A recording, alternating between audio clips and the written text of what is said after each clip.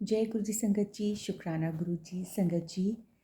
आज फिर हम गुरु जी की आज्ञा से, गुरु जी के हुक्म से अपने पावन ग्रंथ दिव्य आभा के नेक्स्ट सत्संग को पढ़ेंगे, सुनेंगे और भी संगत तक कोशिश करेंगे कि उनको पहुंचाएं, जिससे कि ये सत्संग सुन के उनका भी कल्याण हो, उनको भी उनके क्वेश्चंस के आंसर्स मिल सके, उनके प्रश्नों के उत्तर मिल सकें।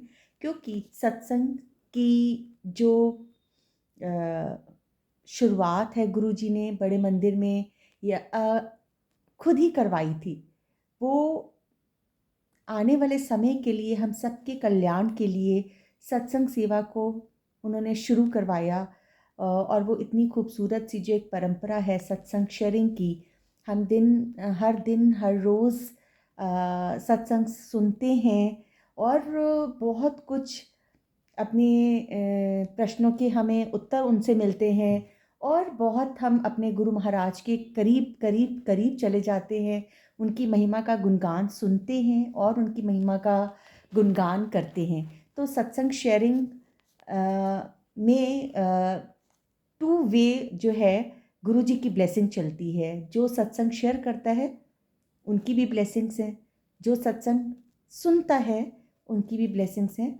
तो हमें ये ब्लेसिंग्स और संगत तक भी पहुंचाने की कोशिश करनी चाहिए। जितने संगत सुने उन सबका कल्याण हो, यही भावना लेके आज मैं अपना अलग एक नया सत्संग पढ़ूंगी। ये सत्संग आकाश सेठी अंकल जी का है। मैं आपको बता दूँ, उन्होंने बहुत सारे, हाँ, आकाश सेठी अंकल जी का है दिल्ली से, और उन्होंने बहुत सारे प्यारे प्यारे सत्संग इसमें शेयर किए हैं। पर आज मैं एक ही सत्संग शेयर करूंगी, क्योंकि गुरु जी कहते थे हमेशा छोटे में सत्संग पढ़ो या सुनाओ। तो मैं एक सत्संग आज पढ़ूंगी और फिर जब जब गुरु जी बताएंगे आगे आगे में, हम क्योंकि अपनी मर्ज़ी से कुछ नहीं करते, जब जब उनका हुक्म होता है हम तभी कुछ कर पाते हैं। तो उनका एक सत्संग आज मैं पढ़ूंगी, परम पिता का संतान सुख आशीष। जय गुरु जी, शुक्राना गुरु जी। सर्वप्रथम जून 1998 में यानी 1998 में मुझे गुरु जी के दर्शन का सौभाग्य प्राप्त हुआ। मेरे मामा जी गुरु जी के द्वारा अपने हृदय रोग के चमत्कारी निवारण के संबंध में उनके बारे में चर्चा करते रहे थे। मेरे मामा जी को उनके हृदय रोग विशेषज्ञ ने अति शीघ्र बाईपास कराने का सुझाव दिया था, और उस टाइम पे 90s में तो बाईपास बहुत ही रेयर ही हुआ करता था। अपने आप को मानसिक रूप से तत्पर करके वह गुरुजी का आशीर्वाद लेने गए। गुरुजी ने अपने पास बिठाकर उनको अपने पांव दबाने को कहा, फिर उनसे उनके स्वास्थ्य के बारे में प्रश्न किया। प्रश्न तो वो एक लोकोपचारिता के लिए, फॉर्मेलिटी के लिए करते थे। गुरुजी हमारे अंतर्यामी, उनको तो कहते ना, गुरुजी के सामने भी कोई चले जाता था तो फाइलें उनकी खुल जाती थी, पर वो कुछ चीज़ें हम सबकी आंखों पे पर्दा डालने के लिए किया करते थे। तो उन्होंने उनसे पाँव दबाने को उनको बोला, गुरुजी के पाँव दबाए उन्होंने, और फिर गुरुजी ने उनसे स्वास्थ्य के बारे में उनके प्रश्न किया। मामा जी ने उन्हें उत्तर दिया और प्रस्थान करने की आज्ञा मांगते हुए उनसे होने वाली शल्य क्रिया की सफलता के लिए कृपा बनाए रखने का आग्रह किया। गुरुजी बोले कि उन्होंने उनका बाईपास कर दिया है। यह मामा जी जैसे श्रद्धालु के लिए विश्वास करना कठिन था, पर उन्हें प्रसन्नता थी कि गुरुजी ने उन्हें धन्य कर दिया था। गुरुजी अपने हाथ दबवाने की सेवा, पाँव दबवाने की सेवा, कोई भी ऐसी सेवा देख के अपने भक्तों का, अपनी संगत का कल्याण कर लिया करते थे। ऐसे गुरु बहुत खुशकिस्मती से मिलते हैं संगत जी। हम लोग बहुत बहुत लकी हैं, बहुत बहुत ब्लेस्ड हैं कि हमें साक्षात भगवान मिल गए अपने दिल की बात करने के लिए और अपने मन की बात करने के लिए। अगले दिन प्रातः मामा जी प्रवेश पूर्व परीक्षणों के लिए चिकित्सालय गए। परिणाम के अनुसार उनका हृदय ठीक से कार्य कर रहा था। हृदय रोग विशेषज्ञ के निष्कर्ष के अनुसार उनकी अच्छी निद्रा के कारण परिणाम सही थे। उन्होंने मामा जी को एक अन्य प्रयोगशाला में परीक्षण कराने को कहा। पुनः जब वही फल आए, मतलब सेम रिजल्ट आया कि उनकी स्वास्थ्य ठीक है, सारे उनके जो भी एग्जामिन हुआ था सब ठीक था, तो चिकित्सक अचंभे में पड़ गए। तब मामा जी ने पूर्व रात गुरुजी का प्रसंग सुनाया, तो चिकित्सक को गुरुजी के दिव्य हस्तक्षेप पर चुप्पी साधने के अतिरिक्त कोई और स्पष्टीकरण नहीं सूझा।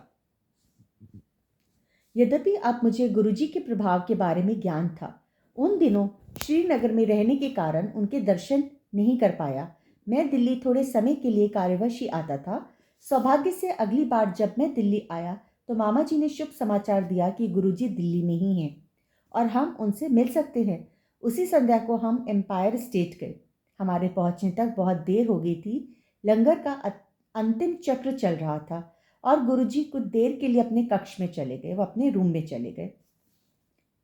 हम लंगर समाप्त करने के बाद संगत में बैठे थे, तब गुरुजी अपने कक्ष से बाहर आए।